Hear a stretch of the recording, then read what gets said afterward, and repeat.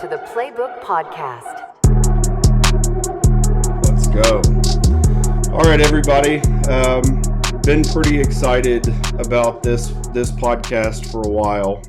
I think that my son is equally excited about this podcast, to the point where he wanted to stay home from school today, but that wasn't an option. So Bear Mare, founder, CEO of Bruce Bolt, the company that, if you haven't heard about it yet in youth baseball or any baseball or other sports, you will. Thanks for joining us, man. Yeah, thank you for having me. Appreciate it. So, for those that don't know, which I assume there aren't that many of them out there, I've read your story. I've watched a lot of videos on you, and it's really fascinating, And but I know you're from Austin. I'd love to get kind of a quick download on who you are. So if you want to maybe share a little of your story, I'd love to hear it. For sure. Yeah, I just kind of start you from the beginning, I guess. I moved to Austin when I was 5 years old. Been here ever since. Love it down here. Love being in Texas. I started playing baseball in fourth grade. My dad wanted me to be, my Uncle Griffin, they were a big hockey family. My dad wanted me to go and play hockey, and I just didn't have the interest. So I moved over to baseball when I was 10 years old, from really doing nothing, actually. I wouldn't even touch a hockey stick. Moved over to baseball, fell in love with it, fell in love with pitching and, just the game itself and the game within the game. And fast forward to, I'll go into the Bruce Bolt story a little bit for anyone who doesn't know it. But, 16 years old, I had gotten my first truck. I went in 50-50 with my dad because my 50% was all I actually had to my name at that point. And we went and got my truck and loved that thing to death. It was a 93 Land Cruiser. She ended up needing gas about a week into owning her. And like I said, all I had to my name is what I spent on that truck. And I went to my dad to go get some gas money. And he told me that wasn't going to happen. And I had to go get a job like any real 16-year-old would do. So I went looking for that, came back, told him there's not a chance just with, my school schedule and baseball schedule. So my dad being a lifelong entrepreneur, he'd say a medium entrepreneur. He never had anything super successful, but never had anything really fail on him.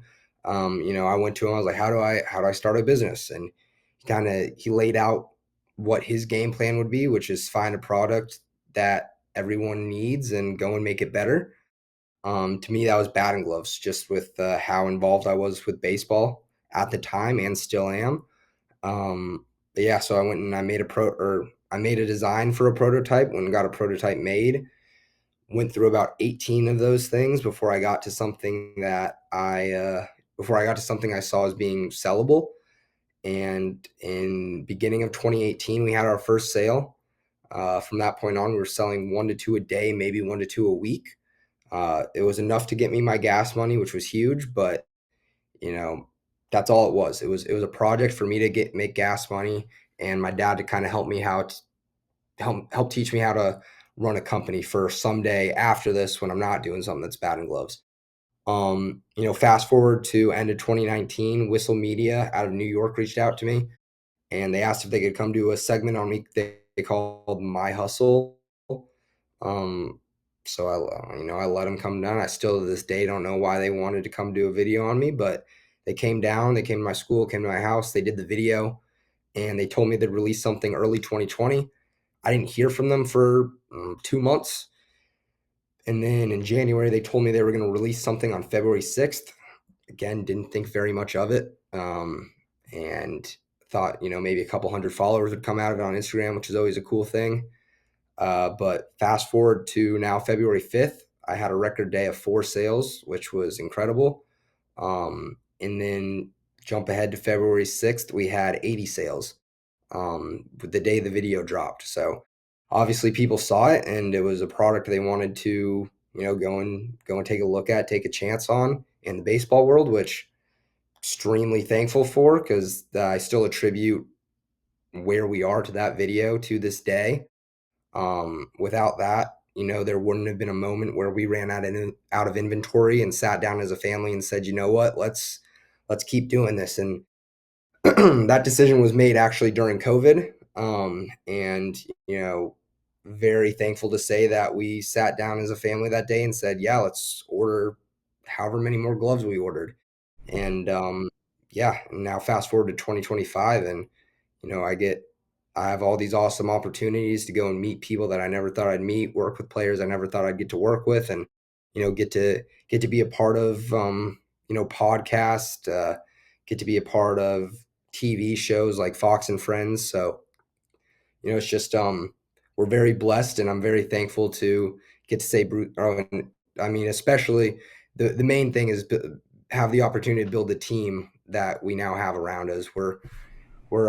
I'm extremely thankful for those around me who are continuing to build this company out with me and do the things that I don't know how to do. So it's been a heck of a ride, and it's just incredible to watch where this thing may go. Yeah. Well, thanks for sharing that. That's amazing. And I will say, it is truly impressive to think about, because I did see that Fox interview. And I gotta say, man, a lot of people would be really nervous in situations like that. And kudos to you for having the poise that you did through that. I mean, it's national attention, right? But you look like a pro doing it, and I'm sure it's easier to do when you love what you're doing, which clearly you do. So that's really I cool. appreciate it. I would be lying if I told you I wasn't nervous during that. The Yeah. second I was downstairs in that green room and they put the microphone on me, the heart rate went up for sure. Well, you And can't then I tell got by on the watching stage. it. So. Yeah, well, I appreciate that, but I got on that stage, and my dad asked me how I went, and I told him I don't know, I blacked out. So it, that tells you anything. I'm glad I was able to keep my poise while blacked out, but Yeah, yeah, you I can't was tell. nervous as it Well, gets.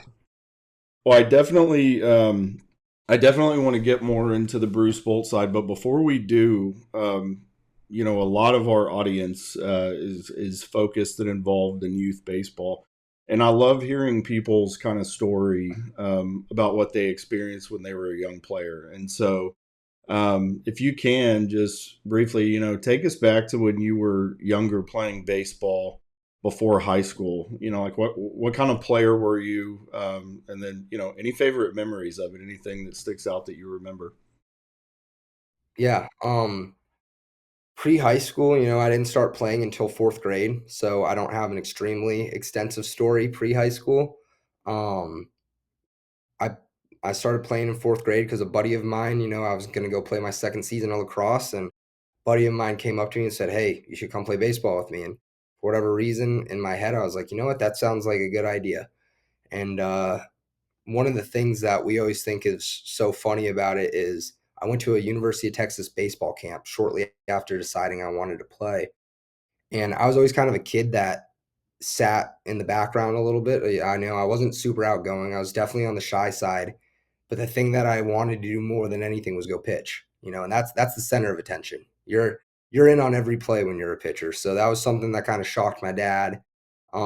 He tells stories about it all the time, just like he almost walked down onto the field and said, "Hey guys, he doesn't know what he's doing. He's new to baseball. He's not a pitcher."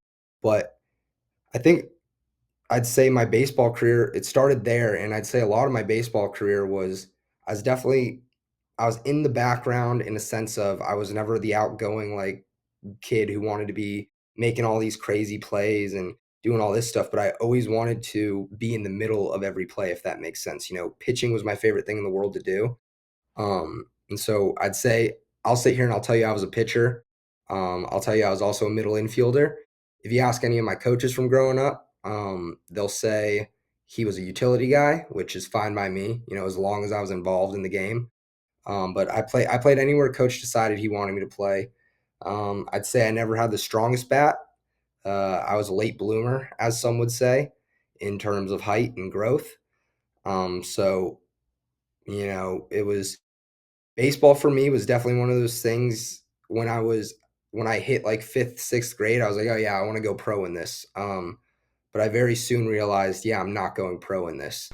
Um, yeah, I started playing youth baseball, and then I moved over to select ball around seventh grade.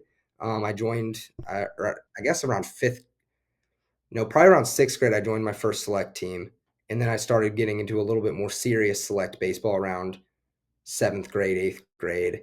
And that's kind of when I was like, oh yeah, I want to go pro in this. And then how I just said, I'm not going pro in this. But yeah, my baseball career was in before high school and even in high school, but it was a lot of fun. I quickly learned not to take the game too serious, which I can touch on later. But yeah, baseball is a fun game, and I wish I would have realized it sooner that it wasn't that deep. But nonetheless, I still had a lot of fun with it growing up, and I'm glad that it's a sport that I got to play, and it molded me to into who I am today. And if there's one regret with it, I wish I would have stopped taking it so serious so early. But um, other than that, I mean, I'm just thankful I got to play the great game of baseball. Yeah, that's awesome. And I mean, not too many people get to tell the story that they, doing something that they loved as a kid, it leads to this life changing business, right? Which is, I mean, that's pretty amazing. So thanks for that. I saw something when I was looking and researching, Bruce Bolt and just the history, but you have a mantra that really stuck out, and it was "Be better." That's pretty cool. I wanted to know if maybe you could touch on that and how that came about and kind of what that means to you. Yeah, be better really came from we're not going backwards again, but to when I did my first prototype. I sent in a design that I had. I sent it to the factory that we still work with to this day, and they sent me the first prototype back, and it was awesome to receive your first prototype. That's like a feeling that I'll never forget. But I looked at it, and what I was really going for when building this batting glove was a better performing, longer lasting, just better, more. We always say material design craftsmanship.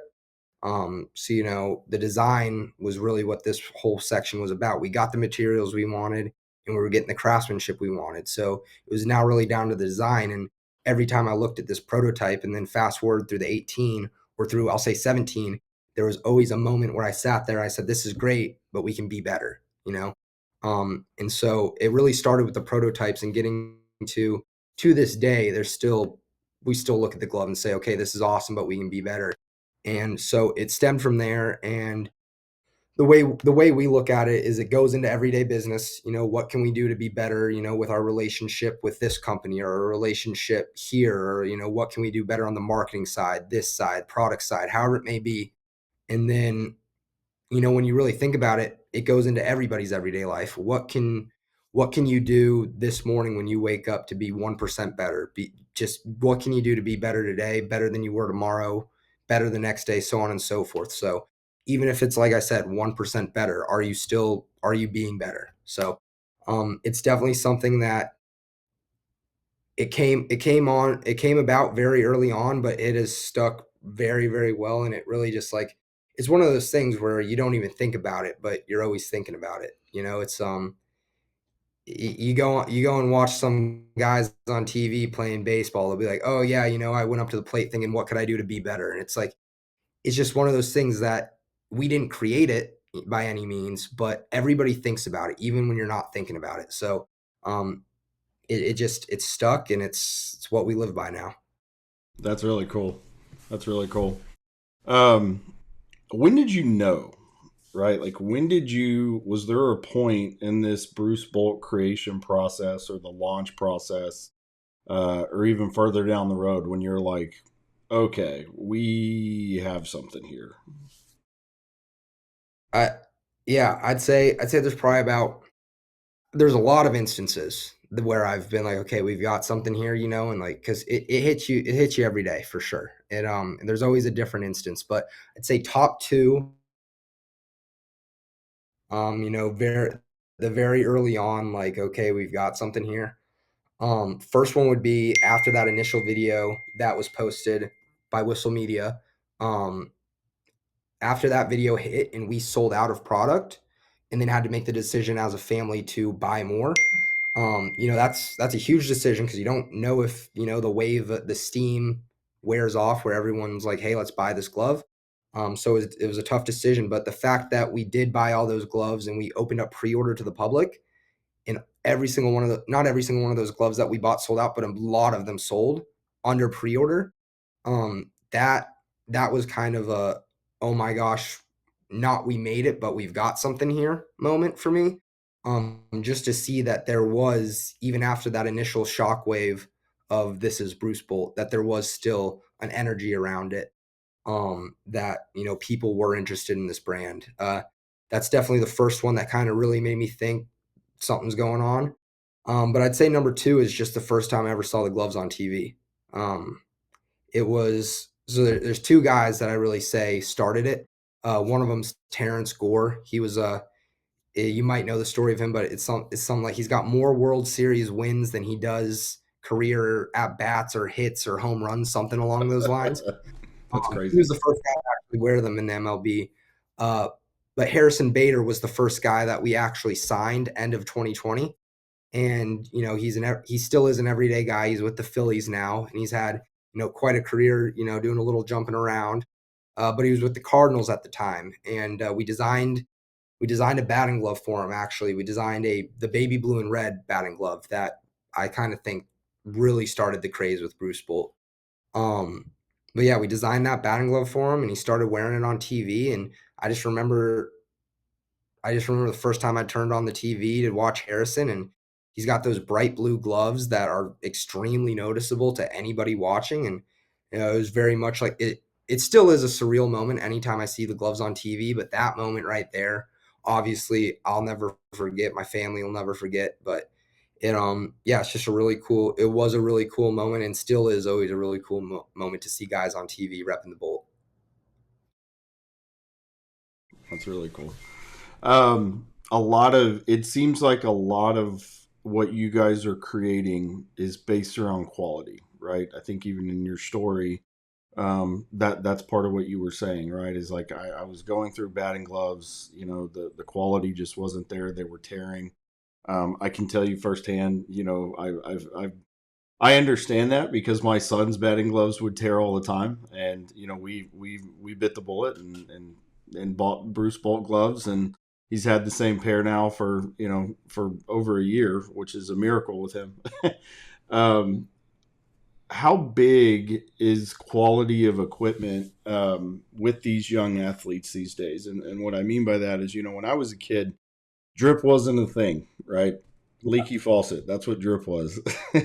And now you have these kids. You and I talked about this before, right? Like the youth sports industry is insane, right? Like 50 billion, I think, is what it was up to a year.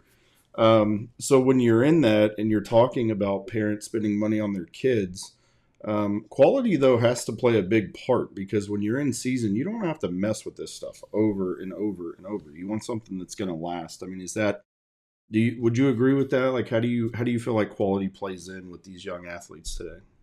Yeah, absolutely. I think quality is massive, and I think like we had a big part in doing that. You know, I when I started Bruce Bolt, it was to fix the problem of materials, craftsmanship, design, gloves ripping on you, how they're performing, this, that, the other.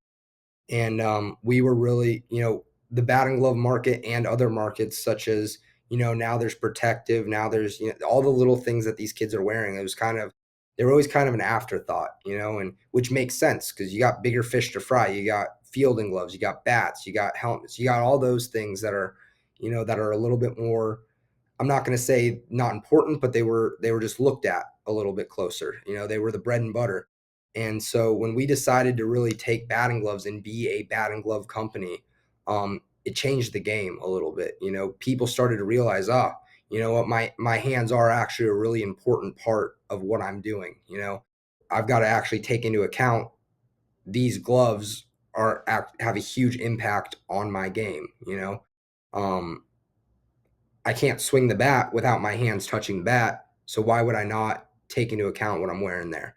And I think that's, with all these other companies that have started to pop up within baseball outside of the ones that have always been there, um, and these kids really buying into it, I think it's because there has been a little bit of a shift in, that type of gear, the protective, the batting gloves, etc., has been looked at a little bit more closely and making sure the quality is there, and just how premium the gear is.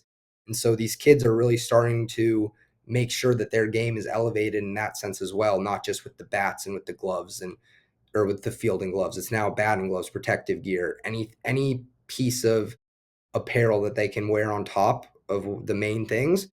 These kids want to make sure, like you said, they're dripped out. Um, and so it's definitely become a huge part of the game to be premium and elevated. And I definitely think we led the charge there.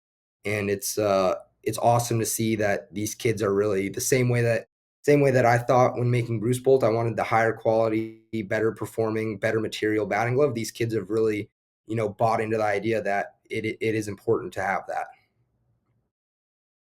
Talk to me about the. I'm always fascinated with this, but talk to me about the design, right? Because it seems like back in the day, back in my day, right? It was like you just wanted to have a color of your favorite team incorporated into your gear, right? Like now with technology and new machines, like the sky is the limit, and it just seems like the more bold and robust you can get, the more popular it is with some of these kids. So, what goes into your design process? That's got to be a lot of fun.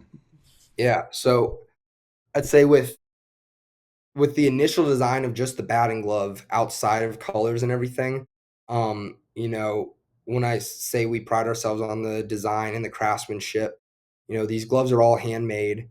And then when it comes to the design of them, I really took a deep dive into the actual hand, and, like the finger stalls fit your finger better rather than just being a big same width all the way through stall. There's articulation. Actually, I can show you right here. There's articulation on the wrist right here rather than going straight across. Um, just a whole bunch of like obviously we've got the padding. A lot of companies are doing that now, but we were the initial ones to really do that padding. So just little things like that on that side of the actual build of the glove. Then when it comes to the colors, like you're alluding to, that it's a lot of fun. Um, Go back to Harrison Bader. His first glove was that baby blue and red. That was the first color. That is the first color scheme that we really did, other than a solid red, a solid royal, solid navy. So that one was a lot of fun to do. The story on that was, I took a lot of inspiration from the Cardinals throwback uniforms, with their baby blue and red. And Harrison loved it, was completely bought in. And so I went and I brought the glove and I was like, all right, Dad, because, my dad is a huge part of this, has been a huge part of this. I was like, all right, this is what we want to do. Let's get it rolling, and I'm gonna get it over to our factory and everything. We're gonna get going. And he was like, "This is a horrible idea, Bear. Like teams don't wear these colors. Yeah, I know the Cardinals wear them, but little league teams they don't wear these colors. These gloves are not gonna sell." And I truly believed in it, and Harrison truly believed in it. I was like, "Dad, trust us. We've got this. Like, go ahead and let's get it going." And we did it, and sure enough, like that glove flew. It still does very well. But I'm gonna also pat our back on this one. I say we started the craze of color.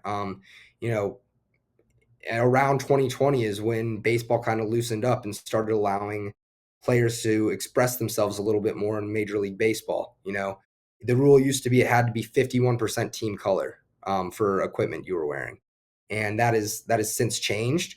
You go out there, you see guys wearing purple batting gloves with a navy blue team. So expression and self-expression has definitely become a very, very big part of the game. I'd like to say that we attributed to that with that first pair of Harrison Bader baby blue batting gloves that we did.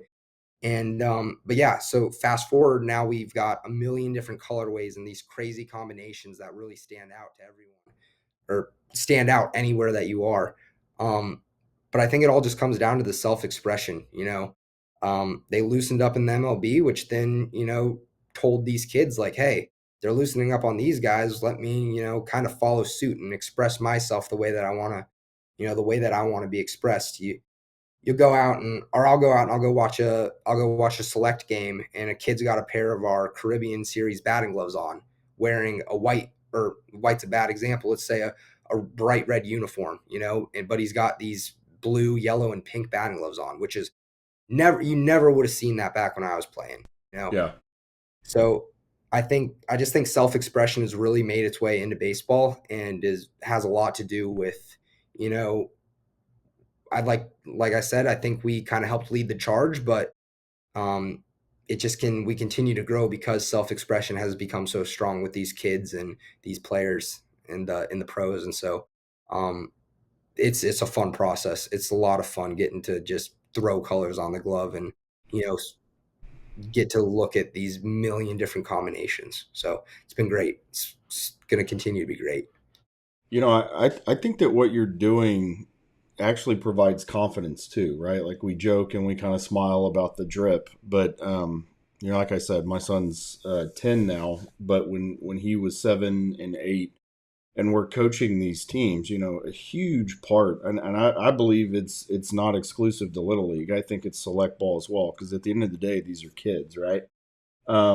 You're trying to instill in them confidence in everything they do, right? Like when you're first learning how to pitch and you're going to go get rocked or you're going to walk 8 batters, like, trying to give them the confidence to keep going. When you're getting in the batter's box and you see a machine for the first time or you see a kid's arm for the first time, anything you can do to instill confidence. And I feel like, all joking aside from the equipment side, I think that these kids, to your point, you're giving them the ability to differentiate themselves and be unique, which is really cool.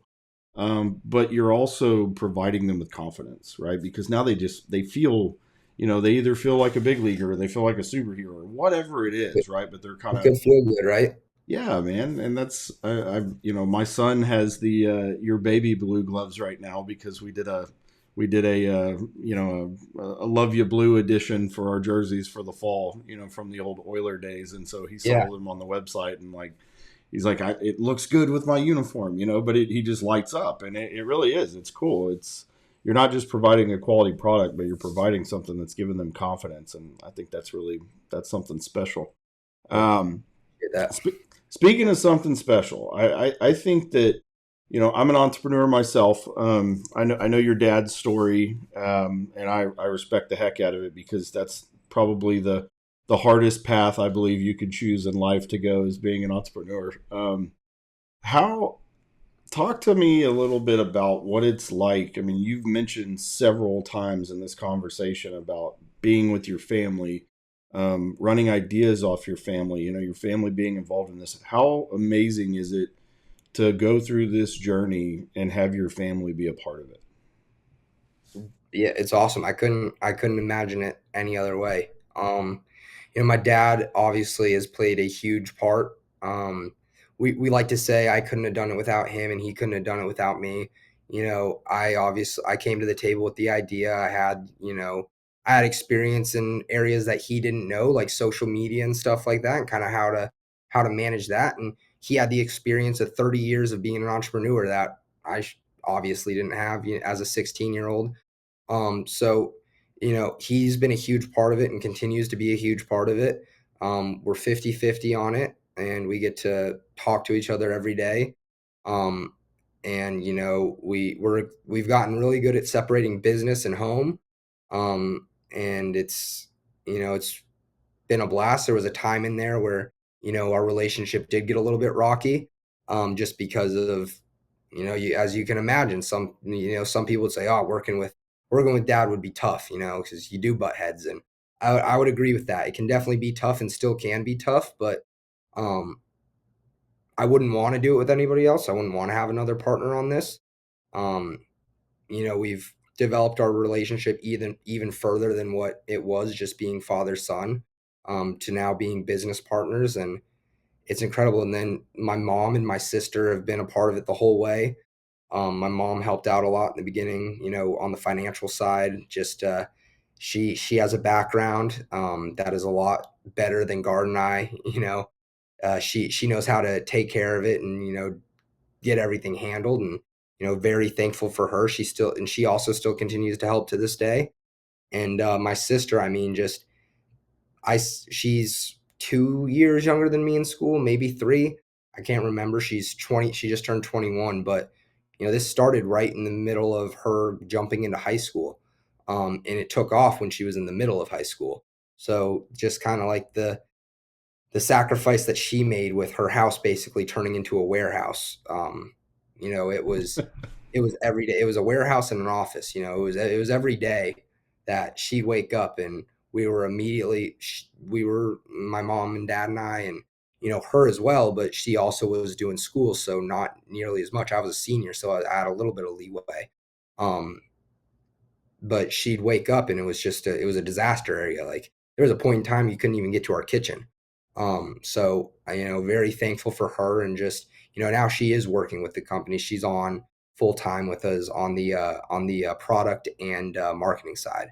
So she started off just being the sister, but being very supportive, to now she is continue to being the sister and supportive, but also working with the brand. And it's just I know I just gave a very long-winded answer, and I've given a couple of them, but the family side of it is extremely important, and it's a lot of fun to be able to do something this important to me with their support and with them also being a part of the brand. Not long-winded at all. Well put. I mean, it's just really cool to have a successful endeavor and then to have your family be a part of it. That's very rare, very rare. Um, so in that vein, talk to me about failure, right? Like if parents and players are listening, I always like to say there's enormous correlations between lifelong journeys and youth sports, right? Like I believe you learn a lot from youth sports, and what is your kind of opinion on the importance of failure, whether it's a little league baseball game or in business, just for learning? It's extremely important. I think baseball more than any sport allows you to fail, but still be successful.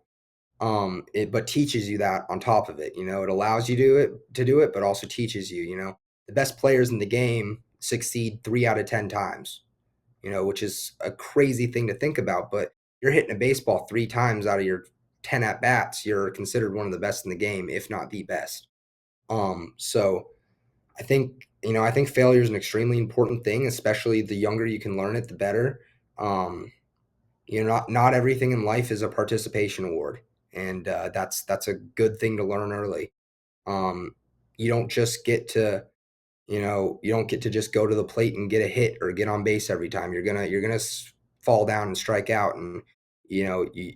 But then it's your response to that. It's do you go into the dugout and do you start moping? Do you start crying? Because I know when I was younger, I started crying. There's definitely no knock on that, but it definitely helps you to figure out that failure is going to happen, and it's how you respond. Are you going to go out in the field? Are you going to make a good play? Or are you going to let a ball go between your legs because you're still moping between about the last at bat? Um, so yeah, I'd say baseball more than any sport helps you learn failure, and I think that I attribute a lot of that to how I am, in the business world now. There's a lot of failure. I've gone through a lot of failure with Bruce Bolt.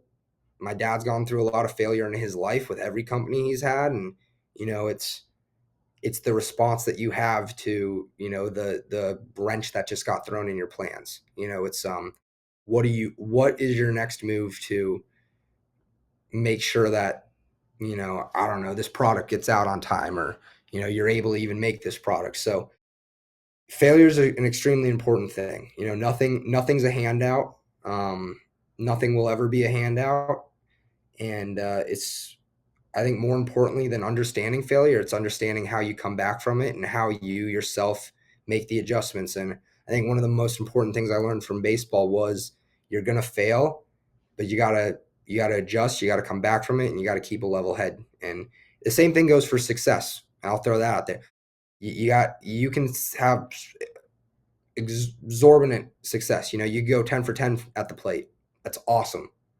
But you got to keep a level head about it. You don't get too high, you don't get too low. You can get excited about things, but don't let yourself get too high because you got the next thing right around the corner that could go either way. So I think learning failure, learning success, and learning how to come back from it and how to adjust to it and how to do everything around it is extremely important.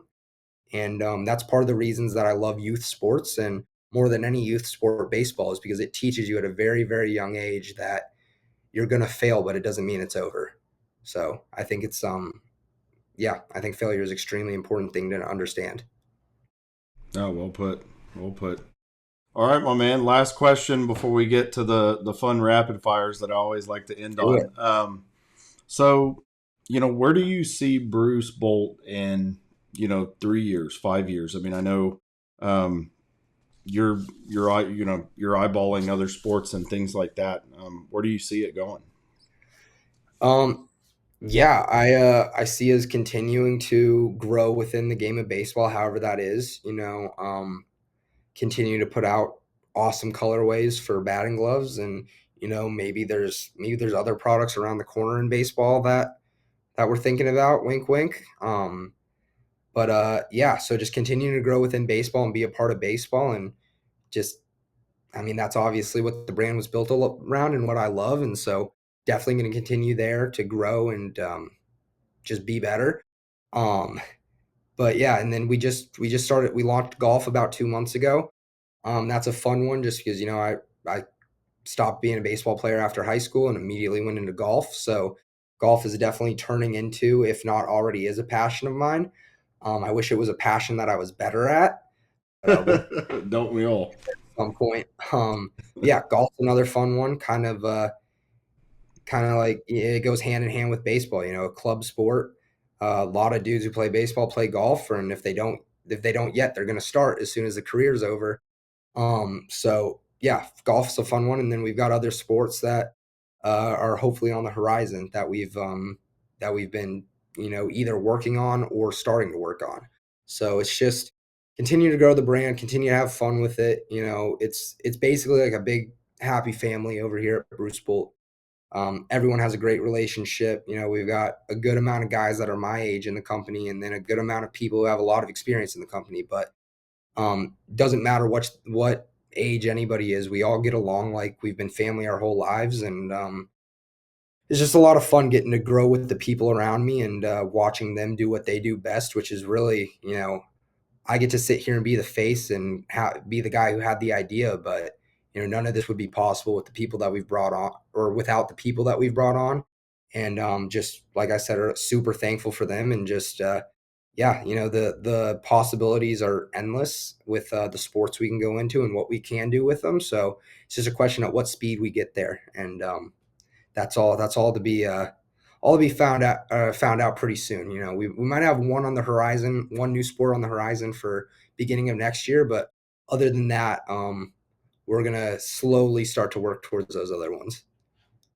Well, you had me grinning when you said golf because I have a golf bag filled with gloves with holes in them. So I will be your best customer when you get around to that. So, Well, it's already going. It's they're oh on the my site. man, Go take a look. done, Yeah, done, let me know what you want. We'll get some out. my man. Thank you. Yeah. Okay. Fun part for closing. I always like to just ask a couple fun personal questions. And it starts with favorite baseball movie of all time. Say Field of Dreams or The Natural. Good ones. Yeah, those are good ones.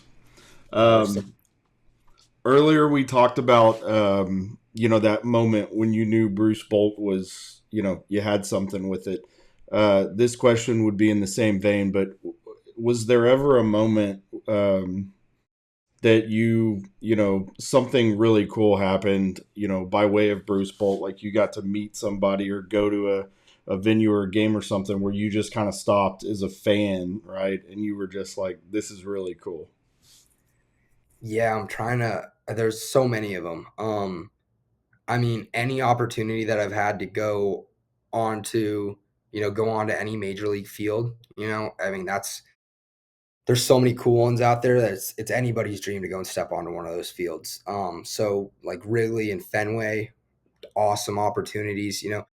I'd say getting to create relationships with these players is maybe one of the coolest things. You know, these guys that you spend your whole life looking up to. Um, and then all of a sudden you're just in a room with them having a conversation, designing a batting glove with them.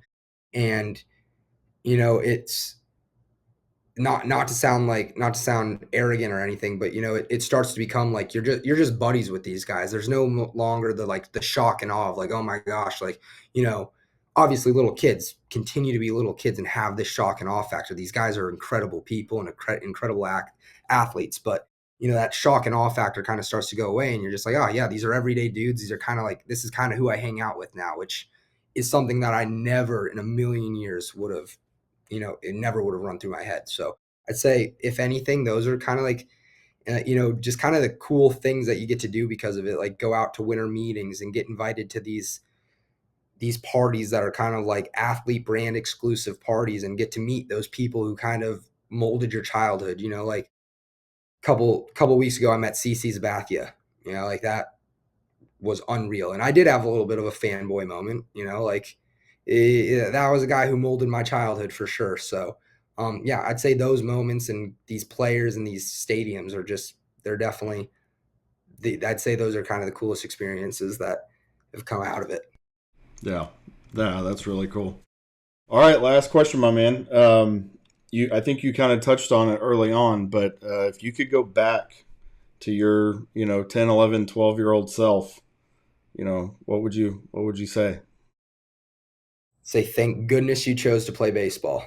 Um, Bruce Bolt would not have happened if my dad convinced me to play hockey. So I'm very thankful that I went against his wishes and played baseball. But no, I just, yeah, I wouldn't change anything. If I were to go back, sometimes I think back and I'm like, dang, I wish I could have grown earlier. I wish I could have been bigger, better, faster, stronger. Because everyone wants the opportunity to go and play professional baseball. It's a dream of, I'm sure, every kid who's playing right now, and all their parents that are watching this. They'd love for their kid to get the opportunity to go and do things and play at that highest level. But sometimes those things don't work out. But in my case, and I think every case, it's for the, God has a plan for everything. Is the way that I have, as I've grown in my faith, started to see the world. And if something doesn't work out, that's because another door is opening around the corner. So I wouldn't go back and change a thing. And just, yeah, another thing I'd say is, don't take the game so seriously. Part of me wanting to go pro made me take the game very seriously. And you realize later on, when you start to realize that, maybe that's not going to happen. You start to realize how fun this game is, and that the less you take it seriously, the better that you can still take it seriously, but don't take it too seriously. The less serious you take it, the more fun it is, and honestly, the better you perform. So there's a couple things for you, but yeah, God has a plan for everything. Don't take it too seriously, and just be who you are and have fun with it. Well, Bear, I really want to thank you for your time. I really appreciate it. It was a lot of fun getting to know more about you and about Bruce Bolt. So I just want to say thanks again. Anybody listening, please follow us at the QR code. I always point at the wrong corner that it goes to. Always. It's easy to do. It's easy to do. Yeah. Please follow us for and listen to more of our podcasts. But Bear, it's going to be great to keep in touch and follow your journey even further. So I really appreciate it. Yes, sir. I appreciate you having me on. Alrighty. Thanks, Bear Mare, everybody.